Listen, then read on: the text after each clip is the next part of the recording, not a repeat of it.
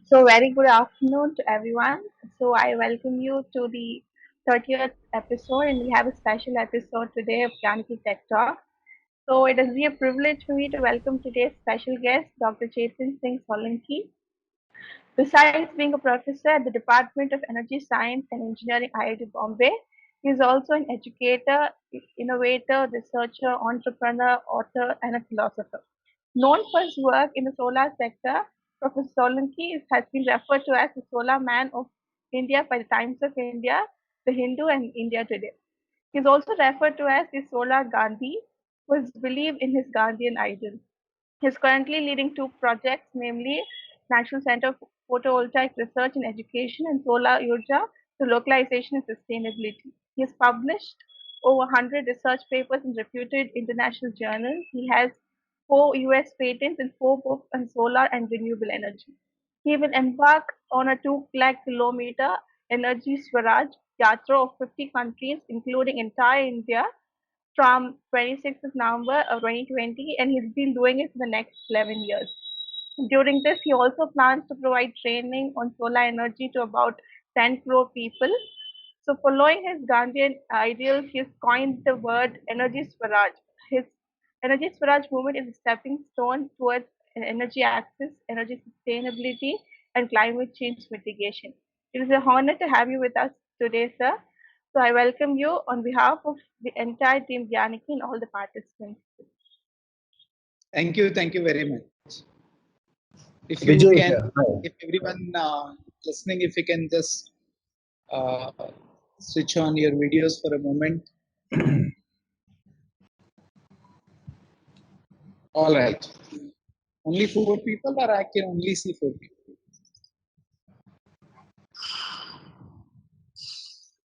So this exercise, I'm doing it because it's one of the important conditions for attending my talks and seminars is to keep a smile on the face. That's a compulsory, even if it is 100% fake smile, that is also fine. But it's important to have the smile on the face. Okay, this mode, nice. This is even better. And why I'm asking this and why it is important, because we the modern humans become the very powerful animals on this planet, and we are so powerful that we kind of control entire planet. Everything that happens on this planet is kind of controlled by us. And therefore, once Plato, in his book The Republic, he has written, he said, every king should be a philosopher, or every philosopher, or only the philosopher should become king. So it is very important to have this philosophical dimension of life, and so that we can put everything in the right perspective. And without that, I believe that without a right philosophy, we humans, or we so-called modern humans, are like a headless chicken, running in all directions, not really getting the most important target of our life, right? Ask people what is the most important thing that we are trying to achieve. Can you remove the screen? I mean, just normal video is fine. This is better, yeah.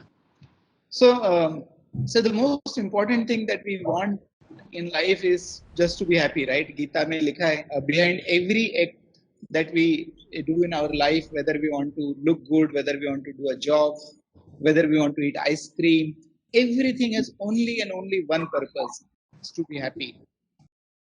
If that is the case, with all my modern science, modern technology, advancement, I should be, my smile should be increasing every day. People should be becoming more. There should be better glow on the people's face, more smile on the people's face. Rather, the tensions are increasing. Rather, the depression is increasing.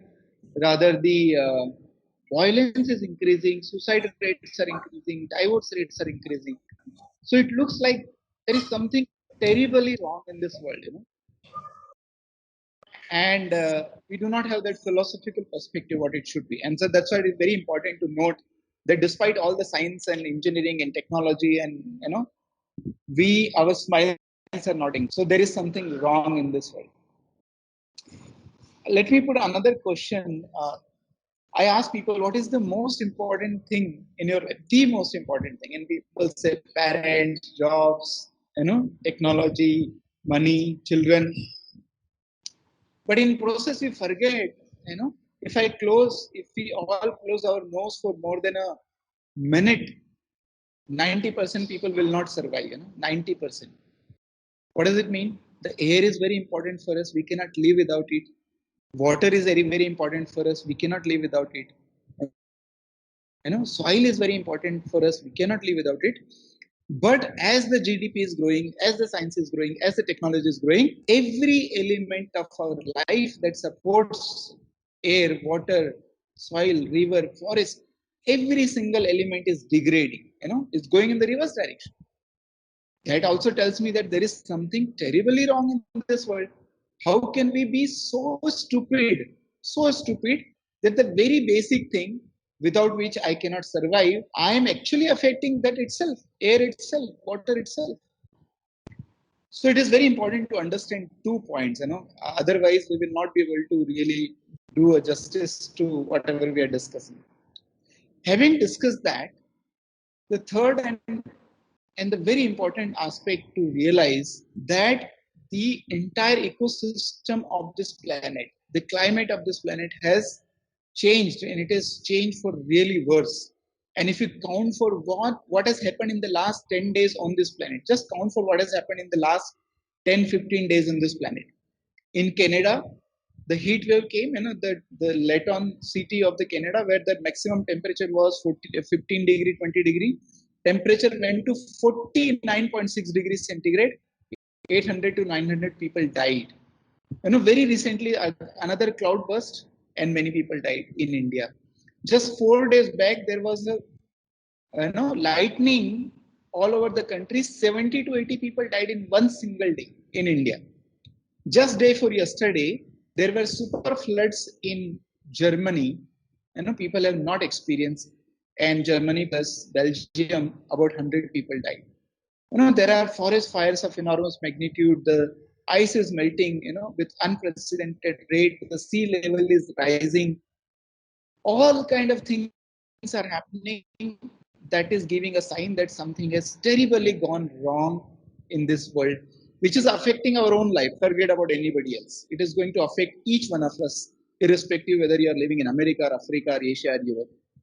So this is the current context, and we have to put everything in this context. We have to be, think from that philosophical perspective, whether my smile is increasing with my act today or not. If not, you are not doing the right thing. So then the next question is why it has all happened? Why we have come to this situation with all our modernity and also I would say stupidity, that now we have come to this level. That now we have to worry about the climate change, we have to worry about the diseases, we have to worry about the pandemics. A lot of things are going to happen. Why it has come to this level? Because I believe that the whole world is driven by energy, the whole world. And there are two types of energy. One is internal energy and external energy. The internal energy that drives our individual lives, that puts us in a positive frame or negative frame, that will give us enthusiasm or depression. This is our internal energy. And the fact that the smiles are not increasing tells us that the internal energies of human beings are also in a bad shape. There is more negativity, there is more destruction. So internal energy is also in a bad shape. And definitely the external energy is in a bad shape. External energy that drives our vehicles, our kitchen, our fans, our lights, that is all run by external energy. That is also in a bad shape. We have digradated so much from the normal life or the natural life. In 1850s, the entire life on the planet used to run on solar energy or renewable energy. 1850s onwards, we have started using coal, and then we shifted to oil and then gas. Today, 80 to 85% of our energy needs are fulfilled by these three sources: carbon sources, coal, oil, gas. 85%. When it is 85%, the problem is that each one of these are the carbon source. Each one of these is a carbon source. And whenever you burn carbon in your kitchen, when you cook using LPG, you're burning carbon, you're releasing carbon dioxide. When we are driving and running your vehicles, coal, petrol, you're actually emitting carbon dioxide. When you're using electricity, you're burning, you're responsible for emitting carbon dioxide. Our life has become so much used to this energy that not a single second of our life is going without emitting carbon. Even in the night when you're sleeping, you're responsible for emitting carbon or carbon dioxide. So, what is the problem? Carbon dioxide is a greenhouse gas. It is resulting in a global warming. And as a result of this emission, continuous emission, the carbon dioxide concentration, which is in the atmosphere right now, is 47% extra than what it used to be. 47%. Anything that changes by a 47% is a big, big change, right? Now, our climate itself has changed by 47%. There's extra carbon dioxide. The global warming has, you know, happened about by 1.1 degree centigrade. And many people feel that what is relevance of 1.1 degree centigrade only? But this 1.1 degree centigrade itself is causing enormous, problems in the world. Just 1.1 degree centigrade, all the forest fires, sea level rise, ice melting, you know, change in the weather pattern. Winter is not same anymore. Summer is not same anymore. Everything is happening because of 1.1 degree centigrade. There are forests, there are snowfall in the desert area, and all the events that I have told you what happened in the last 10-15 days. So 1.1, but the climate scientist tells us that we need to limit the global warming to 1.5 degrees centigrade, 1.5 degrees centigrade, ideally maximum 2 degrees centigrade. Because at 1.5 degrees centigrade to 2 degrees centigrade, the change in the climate will slowly become irreversible. We will not be able to correct it, no matter what you do. Once we cross that Lakshman Rekha of 2 degrees centigrade, even if you become sent, even if you stop using everything, coal, oil, gas, the climate change will not be reversed, cannot be reversed. And therefore, it is very important for us. And one of the most important number for human beings on this planet is 1.5 degrees centigrade. How much time is left for 1.5 degrees centigrade? I don't know if you're following that, but there is what is called climate clock. And climate clock tells us how much time is left before we touch 1.5 degrees centigrade average global temperature. You know how many days are left? Look at this clock. 6 years, 168 days, 3 hours, 44 minutes, and 20 seconds. That is the kind of time available to us before we touch 1.5 degrees centigrade. Of course, what will happen at 1.5 degrees centigrade? Nothing will happen. It will continue as it is, but the climate change will start to become irreversible. You will go to the domain where you cannot come back. And that's why 1.5 degrees centigrade is important. 6 years, 7 years are left. That's it. For 2 degrees centigrade, 22, 25 years are left. Therefore, as per the IPCC, Intergovernmental Panel on Climate Change, as per the IPCC, if you really want to do something, all your solution, there has to be drastic and immediate change in the energy use pattern. A drastic and immediate change. Until unless the change in the energy use pattern is drastic, until unless the change is immediate, whatever you are going to do, it is not going to be very useful. So the drastic and immediate change is required.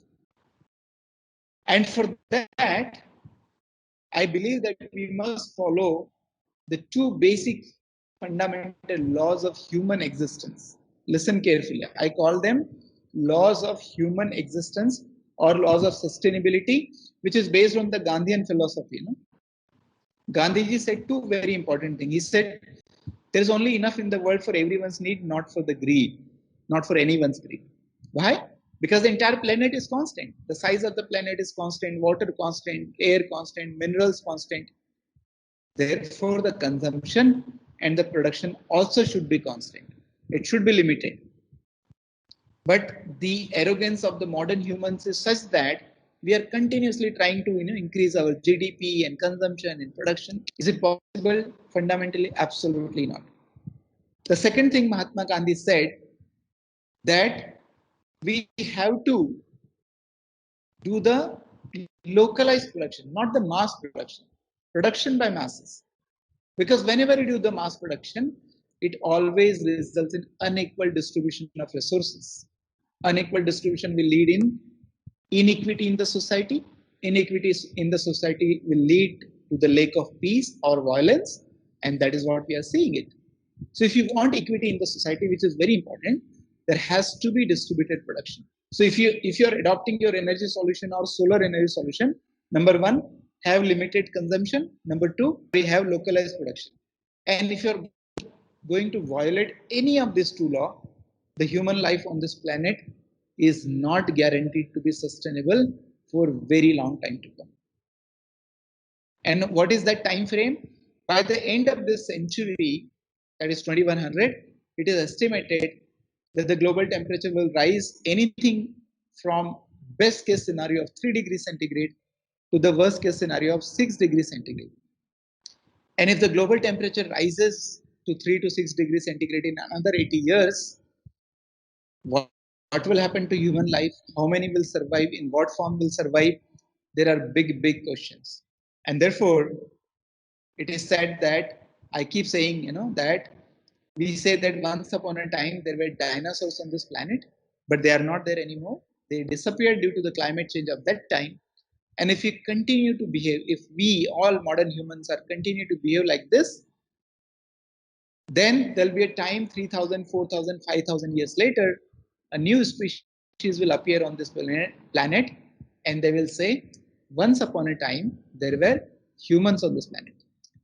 So, with this note, I would kind of open for the discussion, and I'll be very happy to kind of answer your questions if there are any. Thank you very much. Thank you, Dr. Solanki, and good afternoon. Am I audible? Yes. First of all, how are you doing? I'm happy, as always. Okay, fantastic. I really love the way you started the session. Definitely something that we might copy later. So, you made a good point. If you don't mind me getting into questions, can we proceed? Please go ahead. So you made a good point about, for locals, buy locals. Also trying to minimize consumption or only use what you need. While it, of course, is a fantastic idea, uh, the implementation of it, right? How do you how do you feel, like, what are the challenges there? And do you really feel it is something that is achievable, right? Because at the end of the day, yes, of course, the whole discussion of GDP and things tends to get blown out of proportion, and there is no, check and balance, as we say. So from that perspective, what do you think the approach should be? Well, Harsh, as I said, first of all, it's very important to follow some fundamentals, right? And what I told, these are the fundamental laws of human existence. If you violate, we are not going to exist for very long time. And that long time is not centuries after, right? I'm not talking about 500 years later, 1,000 years later. We are talking about 60 years from now, 80 years from now, 100 years from now. So that long time is not really far away from now. And we are seeing every sign of it. And therefore, if the question is it possible to adopt and implement it? Answer is, if you don't want to adopt and you want to disappear from the planet, I am fine with it. You know. So when it comes to survival, Harsh, people will do everything possible. I hope that the sense prevails and we do it in time. But if it comes to the existence and survival, look at any living species. You try to kill them and they will come up, and you try to cut a tree and they will come up again. So everybody wants to live and survive. Right. So I'm sure once people will realize that it is the question of my survival, then people will change. Only thing is, I hope that will not be too late and should not be far too late. Absolutely, you make a good point that we are, even I think the current situation is a good example of how we figure out a way to survive. Although, slightly, maybe to play devil's advocate for a second, The implementation of it at a personal level, at a local level, a lot of things tend to work at policy level, right? In the sense that by the time is a single individual takes up this responsibility, to have responsibilities, to the family, etc., etc. Usually, all these changes tend to trickle down at a policy level, at somebody up there running the government who's trying to implement this. So, from that perspective, don't you like? Do you feel that that is a much easier way of trying to get it, have the masses adopt something like that instead of Well, having start at a local level? well, I believe and I strongly believe, right? Just not because I feel so, but last year I traveled around the world. I visited about 30 countries in one stretch, and before that, so what I have seen, this is after the Paris Agreement was signed and everything. What I've seen is invariably every government all over the world, irrespective whether the developing countries or developed countries, uh, are only moving in one direction, that is economic growth. And as you said, if I ask question how much economic growth is required, nobody knows the answer. At what rate we should be growing, nobody knows the answer. How long should we be growing, nobody knows the answer. It is like, we are just shooting in the dark. Yes, we need to grow. Why and how much and how long, nobody knows. So therefore I believe that it is, whatever governments are doing, it is never going to be sufficient for mitigating climate change, for the one simple reason, for two simple reasons. One, the governments are always elected for a very short time, 4 to 5 years, and for the history of the planet, 4 to 5 years is nothing. Second thing, governments are always going to have a limited resources. They cannot put n number of amount of money for one particular thing. And therefore, if you wait for government policies which are too slow, if you wait for subsidies which are not enough, if you wait for government to take an action, I personally believe that it will be far too late. And because you and I and every individual has contributed to this change, and therefore, you and I, it is our responsibility to make a solution also. Not for the government, not for the society, not for any social work, but just for your own children. Forget about everybody else. Do you want your children to breathe a clean air? Do you want your children to drink clean water? Do you want your children to eat healthy food? Only for that purpose, ensure that we do not become the part of the pollution, but become the part of solution. And when it comes to doing things for your own children, you do not need government, you do not need policy. And that is why that is how I believe that this time, the humans, the modern humans on this planet, at least last 100 years, we have been making every judgment, every decision based on the economics. At least now I hope people will rise above and will not take a decision just on the economics. Because if you are going to work with the economic reasoning, we are definitely going to be doomed. We have to go beyond. I want my children to breathe clean air, which I have been breathing last 40 years. I want my children to go and swim in any river they choose to, which is not possible. Even Ganga and Ganga Maya, Narmada Maya, the mother, we worship them. We can't go and drink a glass of water. So that's a terrible stupidity of the modern human. And if you still apply the economic reasoning, I think there is no answer to that. And the government policies and all will not be enough and will not be sufficient. No, you make, of course, that is the prime question at the end of the day, where your health of your family matters the most.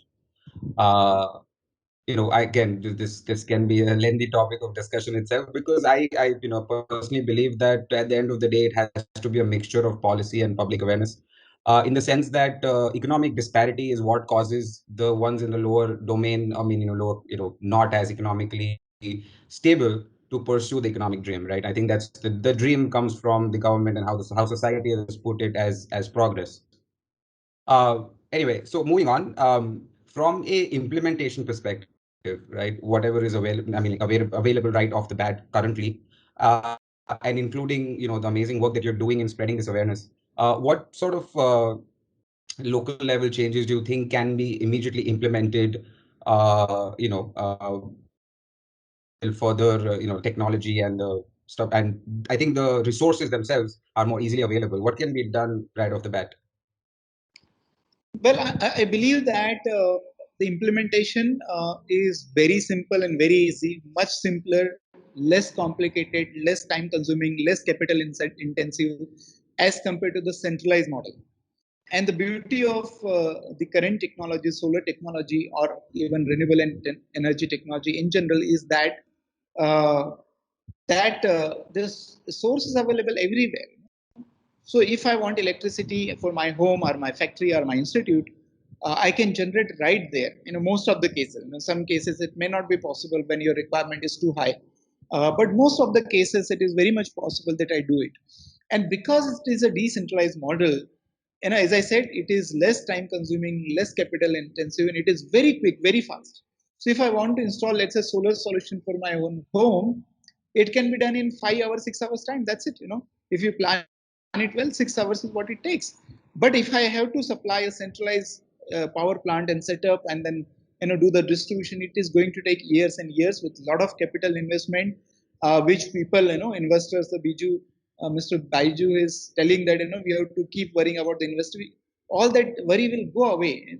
So I believe that it is very simple to implement decentralized models. Second thing, it is simple because the technology allows you to do that. Solar cell technology, for example, it is so beautiful that if you want a microwatt of power, 1 millionth of a watt, you can actually do that. And people are having their watches running on solar, calculators running on solar. If you want watt of power to run your solar lantern, you can do that. If you want a kilowatts of power for your house, you can do that. If you want tens and hundreds of kilowatt of power for your institute and factory, you can do that. If you want megawatts of power, you can do that. So the beauty of solar technology is that it is so modular that as and when you require, as whatever size you require, it is possible. And therefore, the implementation, if at all we make our mind, is going to be very simple. Okay.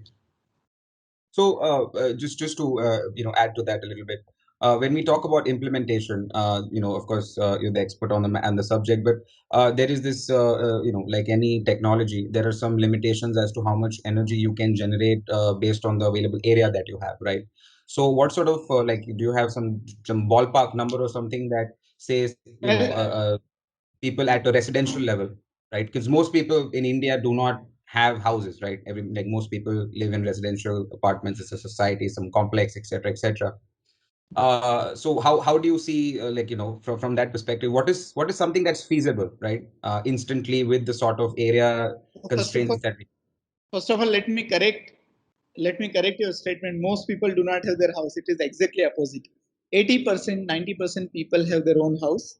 It's only the 10% people, 20% people in the metros, they live in the multi-story building. So most people have their own house. Okay.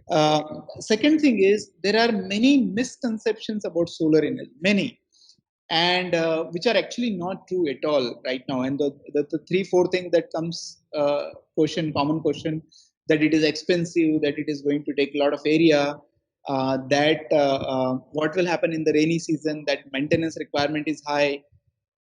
All those kind of the common kind of misconception people will have. You'll be surprised to know. First of all, the solar has become.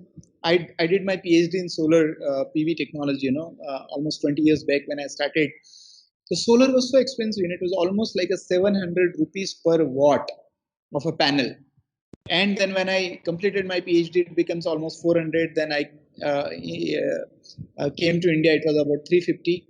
Today, you can buy a solar panel at the cost of 20 to 25 rupees per watt.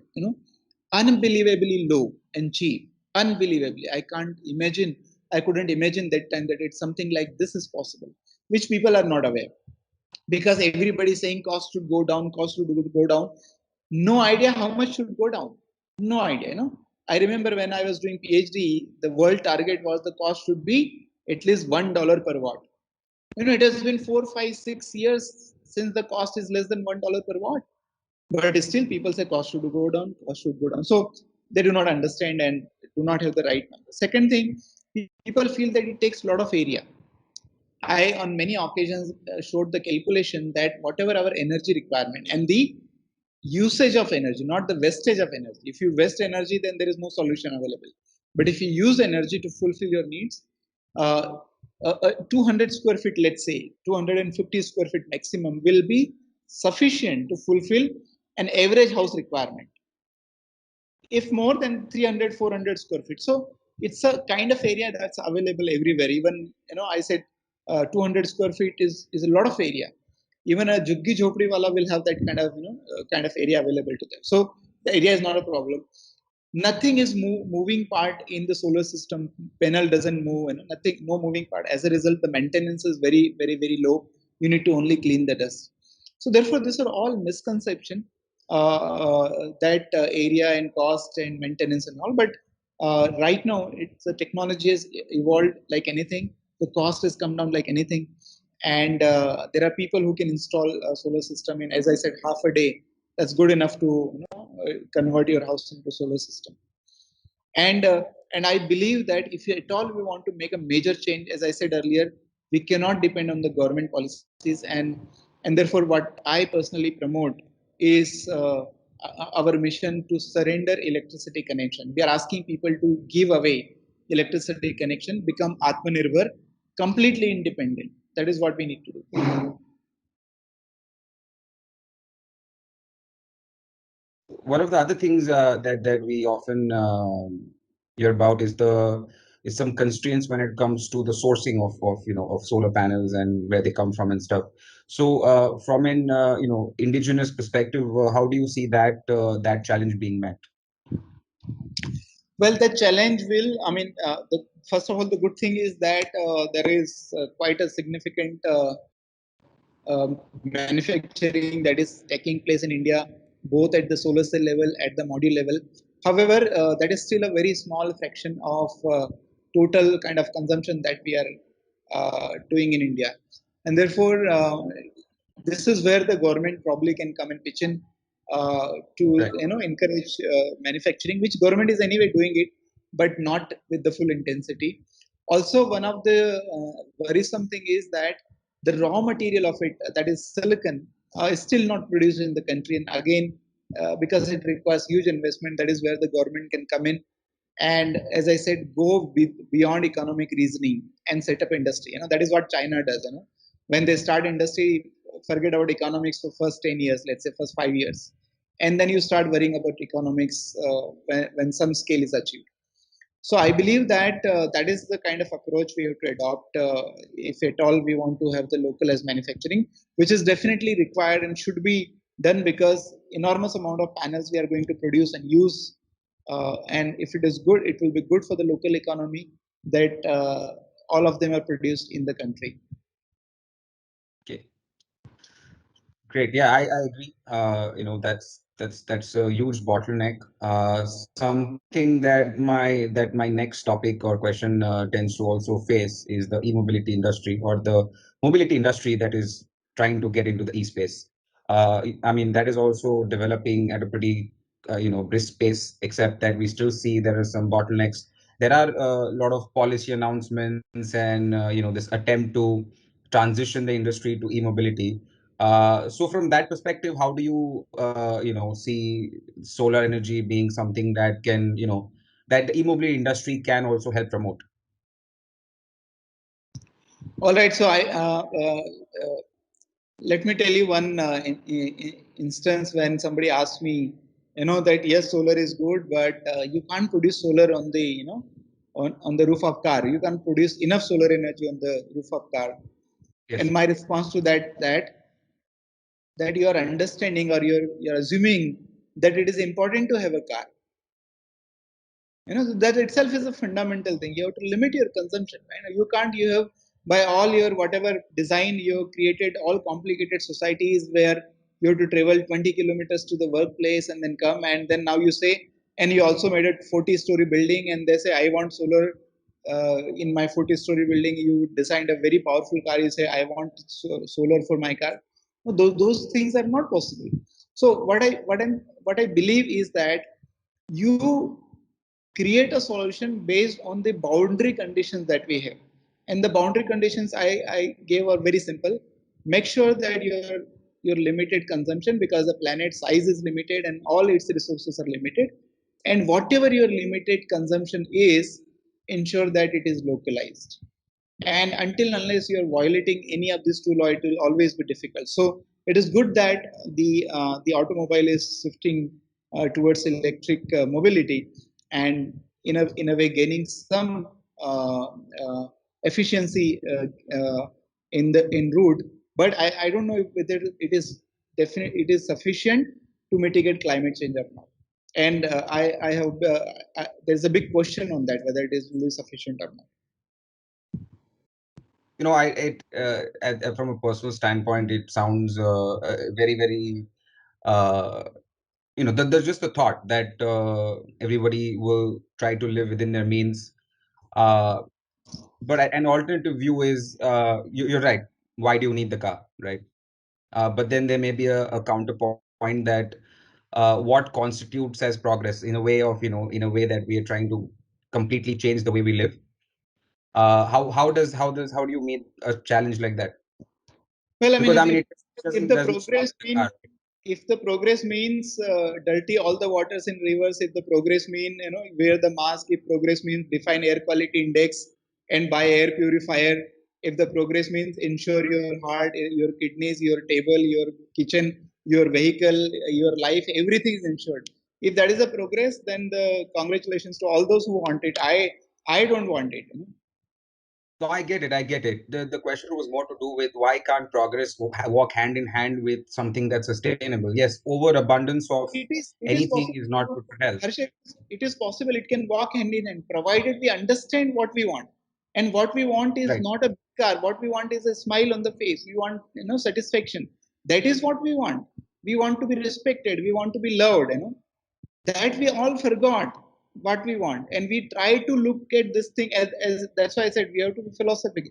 That is why we try to see, if I can get a bigger car, I will be more happy. Somebody says, if I have a bigger house, I'll be more happy. But is that happening? That is not happening. So therefore, yes, we need all comfort. We need our body to provide comfort. We need to travel. We need to enjoy everything. But do it within those boundary conditions. That's what I'm saying. And use your innovation there. No? Use your science there.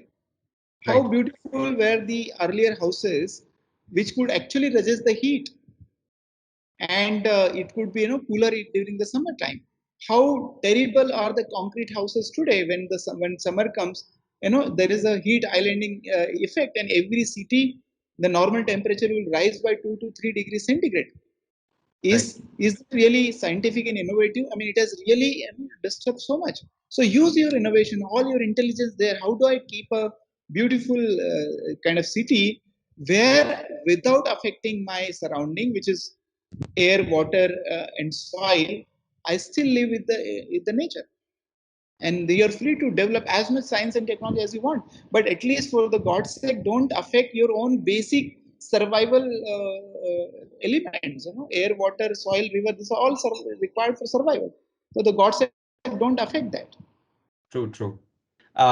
Moving on. So, can you share a little bit about your, the solar bus, your journey, some of the key points.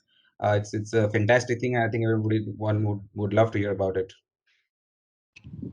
Well, I believe, as I told earlier, I believe that the government actions policies are not going to be sufficient to mitigate climate change.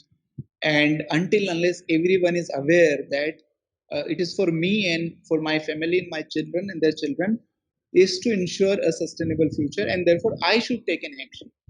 And how do I bring that actions to the common man and everywhere, and billions of people across the world? And had the Gandhiji been there this time, what he would have done? So, of course, he has done many marches and very successful marches.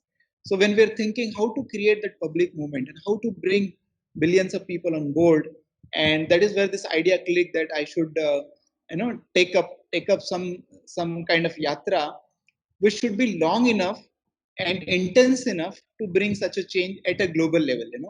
So change is not required at one city or one state or one country. Because it is a global problem, the change is required at the global level. So therefore, what can this yatra, how could this yatra look like, what should be the shape of it? And that is where I decided to make a bus such a manner that I can live inside the bus, I can meet people inside the bus. I can demonstrate the technology inside the bus. And the intensity is brought by the by pledge that I have taken that by till 2030 I'm not going to go home.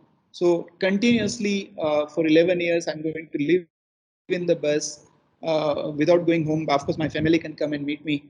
So that with that intensity we can bring this message to the people that all of us at an individual level have to take an action. Therefore the bus is designed with that purpose, and right now it is halted because of the corona, and I think soon the yatra will start. There are solar panels on the bus. There is a battery inverter.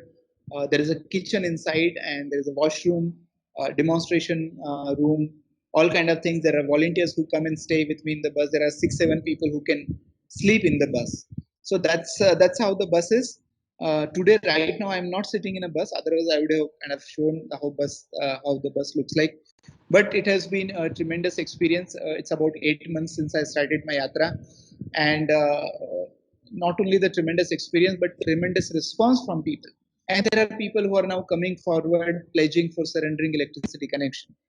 So I am very happy, and I hope with this intensity, if I could continue for next 10 years, we would definitely have an impact at the global level. Fantastic. Did you, have see any sort of OEM level interest or support, or any involvement in your journey so far, or maybe some OEM pitching involvement, or pledging involvement rather? Well, I mean, I believe, as I said, the whole foundation that I started is called Energy Swaraj Foundation. My yatra is called Energy Swaraj Yatra. The movement we call it Energy Swaraj movement, and Energy Swaraj is buy local, serving locals.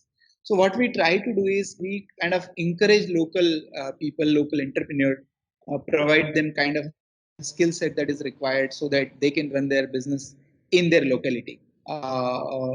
So that is what we try to promote and pitch. So not so much of interest coming from OEM, but I believe it is too early, and within that also the corona has taken some time. Yes. So once we go forward, definitely it will start to happen more and more. Well, I definitely hope that it does, because this is something that uh, having awareness about it is the biggest thing, right? So definitely. Okay, I have one last question before we roll into the have the audience ask a few things. I'm sure they're also wanting to. Uh, like any technology, any new approach or way of thinking, there are challenges. And again, reports and news can be correct, wrong, or misleading. It depends. But I'm sure this you agree that there are pros and cons to every approach. So when it comes to this particular approach, like for example, they say building solar parks can affect regional temperatures, just the mining of it, the sourcing of raw materials. From all those perspectives, what are some of the cons that you see? And again, I agree that maybe those cons may be like your perfect comment that live within the means may mitigate that. But can you highlight some of the major ones, and how to go about it? Well, I mean, Harsh, definitely there'll be always pros and cons, and every technology have its own side effect. So does the solar, and therefore, when I say people, surrender electricity connection and switch to 100% solar, I ask them to follow a particular step-by-step method of doing it. So I call that it AMG. Follow the AMG steps. A is avoid use of energy as much as possible, even if it is solar energy. So I tell people, don't use solar energy also. That is the best thing. Because to produce silicon, to make solar modules, you need glass, you need wires, you need frame, structure. All of them also consume energy and will have some side effect, and some mining has to be done, some recycling has to be done 25 years later. And therefore, best thing is avoid the use of energy as much as possible, even if it is solar energy. And how much you should avoid? In my recommendation, you should avoid 1/3 use of energy. Whatever you are consuming today, 1/3 you should avoid. And when I started looking at my own home, I could figure out that refrigerator can be avoided. How it can be avoided? What is the most perishable item that we keep in refrigerator? That is milk, right? many villages and millions of households still today do not have the refrigerator, but they have the cows and buffaloes at home, which means that without refrigerator we have been managing milk and we can manage milk. Just boil it twice in a day, that's it, and it will be all right. Keeping the fruits and vegetables in the fridge is anyway not a good idea. Doctor keeps saying that you have to eat it fresh. Food is definitely not a good idea because the energy of the food, or what is called tamasic energy of the food, increases when you do this. And therefore in India also there is a very famous saying, jaisa anna vaisa man, right? So if your food is tamasic, your mind is going to be like that. So from all good reasoning, we should avoid using refrigerator. And at my home in IIT Mumbai, since last 3 years we are not using it. uh, Solar water heating and air conditioning should not be done, because water heating by electricity and running air conditioner is almost like a crime. And I'm using word crime. Why? Because when once you run your geyser for 1 hour or your AC for 1 hour, it results in 1 unit of electricity consumption, and that 1 unit is responsible for emitting 1 kilogram of carbon dioxide. In this 1 kilogram of carbon dioxide, when it goes to the atmosphere, it remains there for 200, 300 to 400 years. So once your comfort of 1 hour of AC, or your comfort of one bath, you have to be you have to face the discomfort for 200, 300, 400 years. It doesn't make sense at all. So that's why this is really criminal from that perspective. And therefore, best thing is avoid 1/3. Next thing is minimize by 1/3, another 1/3, by using efficient appliances. So there are very efficient appliances available in the market, like LEDs are best example. But similarly, there are fans available. Rather than the normal fan, use BLDC fan. You can reduce your energy consumption by 50 to 60%. Refrigerator should be avoided, but if at all using, don't use 3 doors and 4 doors. Use a simple small 5-star rated refrigerator. If at all you have to use AC, AC is not cooling you. AC is cooling roof. AC is cooling walls. AC is cooling your floor. So therefore, cool a smaller space. Use a smaller AC. Use 5-star rated AC. If you follow this measure, your electricity consumption will go down by another 1/3. So 1/3 you avoid, 1/3 you minimize, and the remaining 1/3 only you generate. So your generation has to be only 1/3. And when you follow this principle, I call it AMG. When you follow AMG, you can avoid saying OMG. Oh my God, solar is expensive, and there is not rooftop space, and there's no policy now. But when you follow this, you will be, I believe, will be within the tolerance limit of any system, right? Every system is a tolerance limit, and the solar should be done in this particular manner. But if you do it blindly and if you overuse solar energy technology, then I'm sure 30 years down the line there'll be another problem of recycling and this and that. As a result, uh, uh, we are solving one problem, but we'll create another problem. So let us follow and do it in systematic manner so that we don't have to face really the side effect of using solar energy too much. In India, there is another saying, "Nau so chume kha ke billi haj ko chali." If you have a lot of money and put so much, lot of solar panel on your rooftop, that's not a good idea, because no so chume kha ke billi haj ko chali. By the time you already put it, you already consume so much resources on this planet, which is not a really good idea. Absolutely. Great. I appreciate that. That's a very interesting way of looking at things, and also something that can be managed where you're not giving up everything in one go. Uh, really appreciate this. Before we move on to some audience questions, and Varshini takes over. Uh, really appreciate you taking the time here.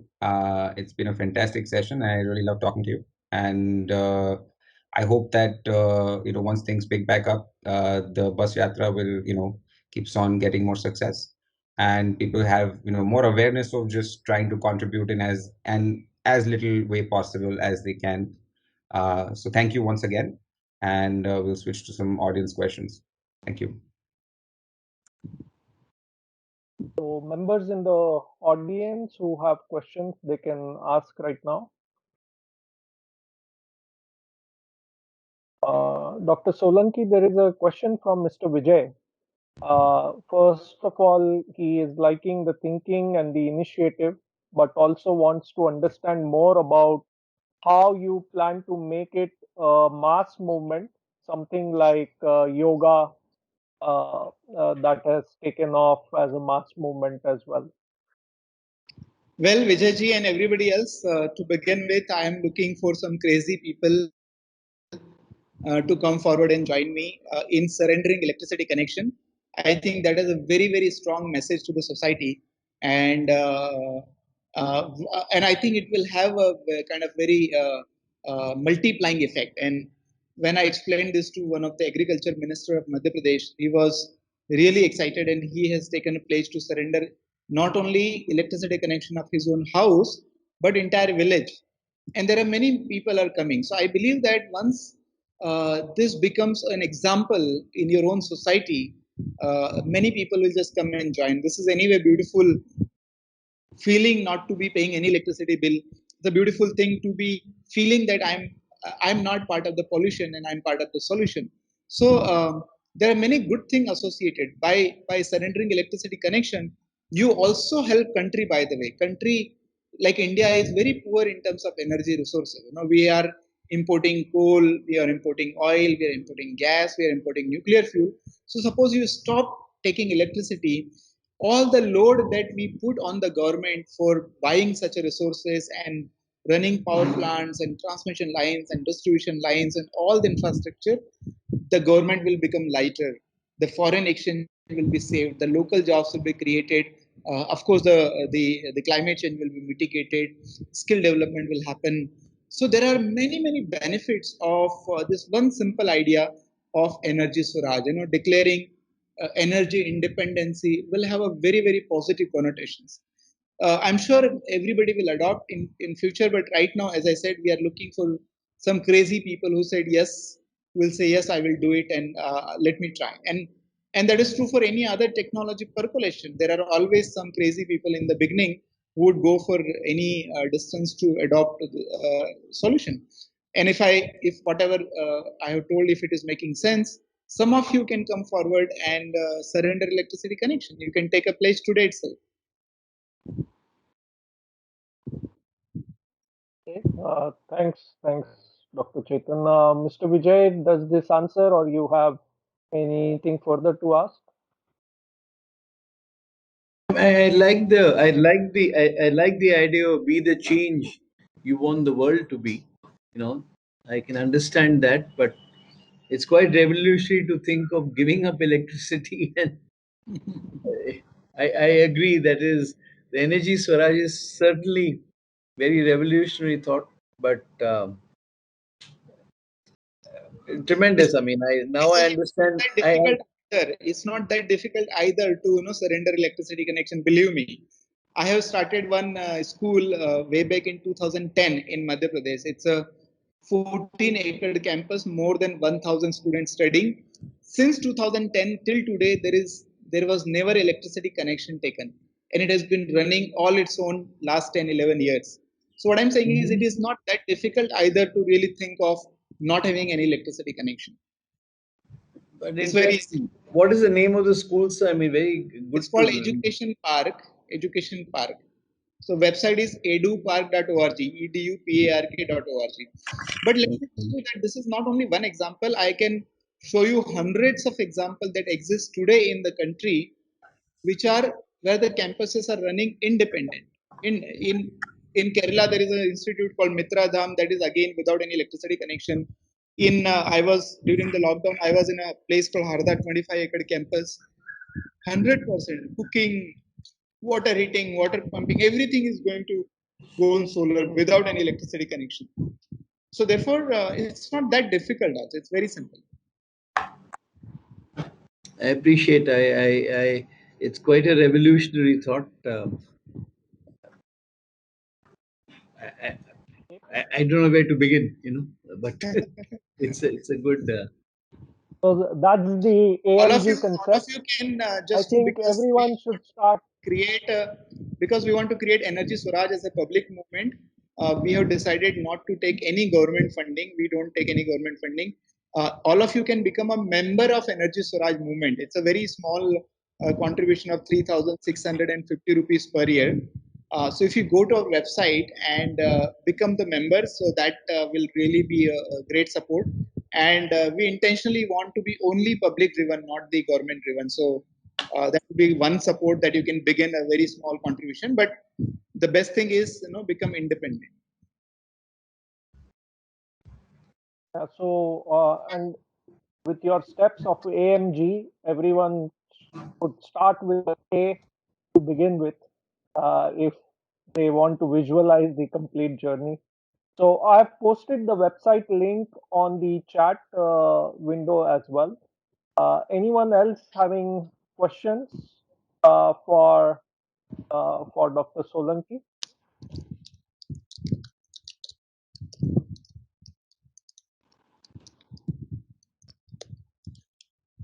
I have posted the name of the school and the website address, edupark.org.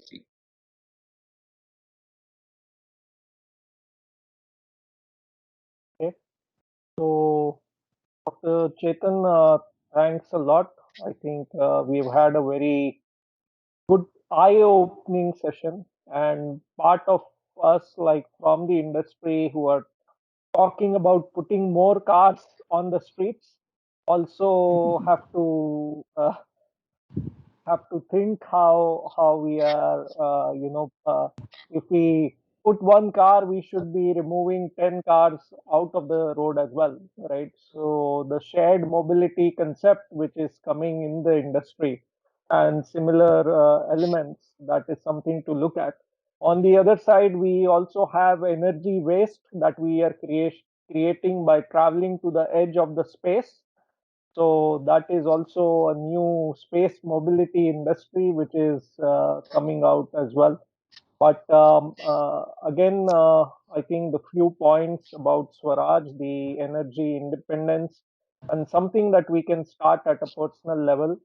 This is very, very inspiring, and I thank you for your time. Thank you very much for inviting, and I hope sometime my yatra will come also in that location, and I would be able to meet more people, and by that time we'll have many examples of adopting to Energy Swaraj. I'll take it off the speed program. Yeah, Vijay, go ahead. Yeah. Hi, Mr. Chetan. I think it was I joined a bit late in the last, where I could only listen about AMG. It is a really excellent, concept. I'm also thinking now, first to think that where and how I can use it. At least the thought has come to my mind now. Although I was, at least this thought has been created. Now I am sure it must have been generated interest in many other audiences and the people you have been touching for sure. I was just, one more thought which came to me was that basically what you're doing is fantastic and actually you are helping universe and earth, right? So but leaving everything in one shot is very, very difficult for people. Okay, so what I was thinking is, on parallel grounds, like you have a mud refrigerators. I don't know, I've just heard there are alternatives to that, like mud refrigerator or something else. If those things can also be bought parallelly, which is then I think this journey will become easy for people to adopt. This is my thought and suggestion. And when Definitely there is a lot of innovation that is required in the right direction. What we have yeah, done so far, the modern human have done the easy things. They're very easy to, what I feel is all the easy things have been done. The real difficulty thing is live within these boundary conditions of limited consumption and localized production, and yeah, now you find a solution for your cooling, for your refrigeration, whatever you want to do, for making your life comfortable. Yes, very much do it within this boundary, and that is where the innovation is. And let me share one of the statement of one of the British economist, E.F. Schumacher. He has written this book called Small is Beautiful. And yeah, do read this book. He has written this in 1973, 50 years back. One of the statement in this book is, he wrote, he said, any intelligent fool can make things bigger, more complex, and more violent. It correct. takes such of a genius to make things simpler and smaller. So any intelligent fool can do this, what we have been doing it, bigger roads, bigger car, bigger malls, bigger factories. It takes touch of a genius to make things simpler and small. So the real innovation should start now. Agreed. All I the think done as very simple things. no, I agree with you. Thank you. So what I'm saying, we also on our website, there is also opportunity to take a pledge to, if not surrender, reduce your electricity consumption. So there is a mobile app called Energy Swaraj Movement and Yatra. This app looks like this. It's available, and there is a initiative called Keep Up. So we call it Energy and Climate Keep Up. So Okay. keep up to date with the energy and climate, and there you can even take a pledge to reduce your electricity consumption by 10%, 20%, 30%. The app will also guide you how to do it. App will tell you, okay, if you have taken a pledge to reduce your electricity bill by 10%, then follow this, and you will achieve that. App will also allow you to upload your electricity bill so that we can track whether 10% reduction has happened, 20% reduction has happened or not. And this is how we believe a kind of public movement will be created. That, as somebody mentioned, or you mentioned, that it cannot happen probably in one state, but yes, let us do it over a period of 4 months, 6 months, 1 year, 2 year, 3 year, 4 year, whatever is convenient time to you, do it. But take a place today that yes, in so many months or year, I will be off the grid, independent, proud owner of a solar system. Something like that. Excellent. Thank you. All right, Shekharji, thank you very much for inviting me. And let's do it together. Let's create the public movement, not for anybody else, but Yes, for sir. our own children and our own future generation. So thank you, everyone. Thank you, Dr. Solanki, once again. Thank you. Good day, everyone.